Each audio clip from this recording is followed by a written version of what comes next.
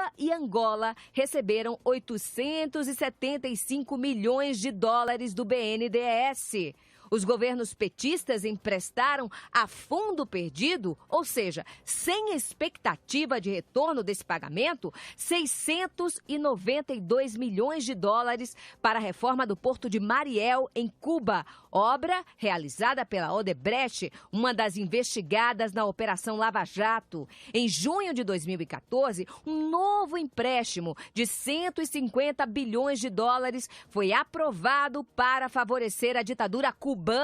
O dinheiro está sendo usado em reformas nos aeroportos de Cuba, também realizados pela Odebrecht.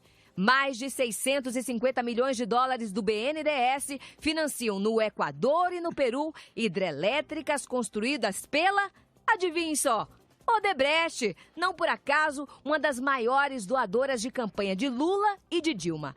Bilhões de dólares dos brasileiros ainda bancaram obras no Panamá, na Venezuela e em Moçambique, na África. Apesar de envolver quantias vultosas, os empréstimos do BNDES são mantidos em completo sigilo. Ninguém sabe os critérios para a escolha dos países beneficiados, nem se conhecem as condições desses financiamentos, tais como juros cobrados, prazo de pagamento, multas e outras punições em caso de não quitação. Segundo a advogada Maria Estela Barros, empréstimos entre países são acordos internacionais que precisam passar pelo Congresso e ter o aval dos parlamentares antes de serem autorizados. Para a advogada, os contratos sigilosos celebrados pelo BNDES são inconstitucionais e ferem o princípio da transparência pública. Mas aí eu pergunto, por que há tanto tempo se omitem a Procuradoria-Geral da República e a Ordem dos Advogados do Brasil? Por que não questionam no Supremo a legalidade desses empréstimos? Um país com a infraestrutura capenga como o nosso, carente de portos, de estradas, de ferrovias, de hidrovias, não pode se dar ao luxo de financiar obras em outros países com o suado dinheiro do povo brasileiro. Maricela, como é que faz isso? Eu, como cidadão, não tenho o direito de saber quanto é que o BNDES emprestou para A, para B ou para C? Claro, não tem só direito, mas como tem obrigação, porque a gente tem que cuidar para onde o dinheiro que a gente suadamente ganha vai. E é um absurdo como se cristalizou nos últimos anos essa conduta do governo de fazer empréstimos internacionais sem que eles passem pelo Congresso Nacional, o que é inconstitucional. Ele não pode fazer empréstimo internacional? Não, ele não pode emprestar, né? Quando ele pede, ele também tem que pedir autorização. Sim, mas os acordos internacionais, esses sobre os quais você se referia, de empréstimo do Brasil para a Venezuela, para Cuba, para a Argentina, esses empréstimos, eles são escritos num acordo internacional assinado pelos dois ou duas presidentes.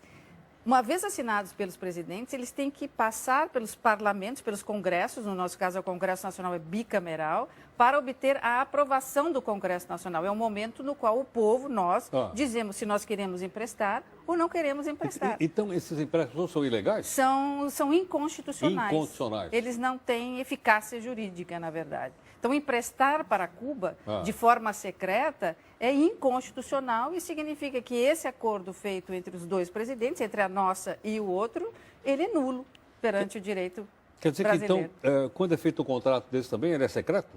Ele não pode ser secreto jamais, justamente porque ele tem que passar pelo Congresso Nacional bicameral. Obter a aprovação do Congresso, ocasião na qual o Congresso pode não aprovar, porque ele fala em nosso nome, ele pode dizer, não, eu não quero que dinheiro do brasileiro, dinheiro do governo, vá para financiar essa obra estrangeira, até mesmo porque esse dinheiro deve ser investido aqui. Então, o Congresso tem o poder de dizer não.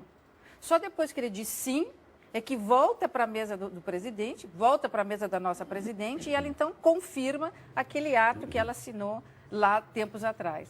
Bom, se não acontecer esse ritual, né, o acordo é inconstitucional.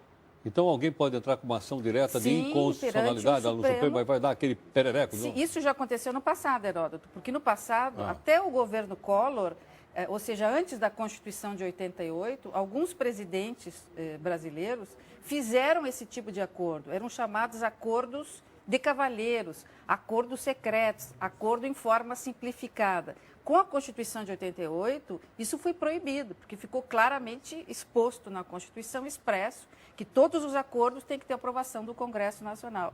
Então, do Collor para cá, eles não fizeram mais. Então, agora a gente está vendo uma exceção, que voltaram esses acordos que eram usados no passado justamente para fugir do controle do Congresso Nacional. Então, qualquer um, né? O problema é que as ações de declaração de inconstitucionalidade, elas são promovidas por determinadas pessoas, o presidente da República, né?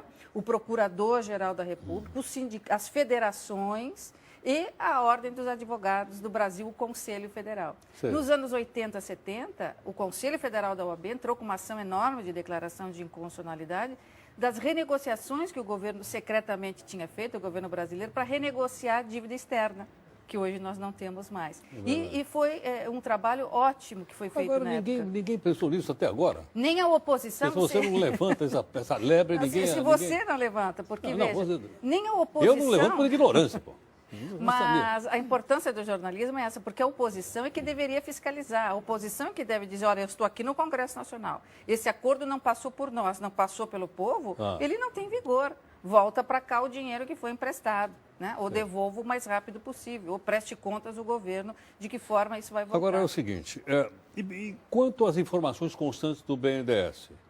Ele pode esconder isso do Não pode. Isso não devia estar no site lá para a gente dar uma olhada? Até pelo princípio da transparência, porque se tratar de um órgão público, é digamos, um ato relapso de não dar essas informações. E até talvez porque as pessoas não cobrem dele, então ele vai escondendo e vai negociando isso, divulgando na medida em que interessa a divulgação. Mas é uma obrigação, sim, deverá divulgar isso pelo menos amanhã cedo, né? Sim. Já que está sendo levantado por você. Para a gente poder olhar. Claro. Aliás, eu acho que deveria lá também dizer o seguinte, quais são as fontes de recurso.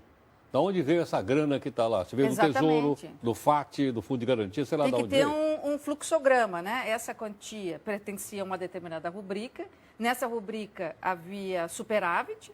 E esse superávit, então, o governo sugere que vá ser emprestado para determinado governo, para tal obra que vai nos beneficiar direta ou indiretamente. Então, essa explicação tem que ser feita. Quer dizer, mesmo e ela é feita no Congresso. Viu, Maricela, nós trouxemos aqui um representante da Fiesp que explicou que essa obra, por exemplo, em Cuba vai beneficiar muito o comércio brasileiro na região do Caribe e também nessa duplicação que está tendo aí no Canal do Panamá. Esse porto vai ser estrategicamente para os produtos brasileiros. Tudo bem, é uma explicação interessantíssima. Agora, essa outra questão, isso não quer dizer que o Congresso não tenha que opinar, ou não tenha que saber. Quer dizer, olha, é bom, vamos divulgar, né?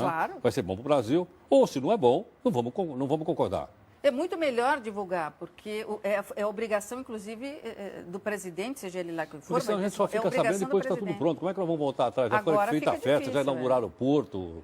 Agora, essa questão, se é vantajoso para o Brasil ou não, é bastante controversa, né? Então, tem aqueles que defendem, como tem aqueles que dizem que essa quantia deveria ir para os nossos portos, na medida em que nós estamos perdendo exportação, justamente pela demora da mercadoria sair dos nossos portos e chegarem as mercadorias no seu destino.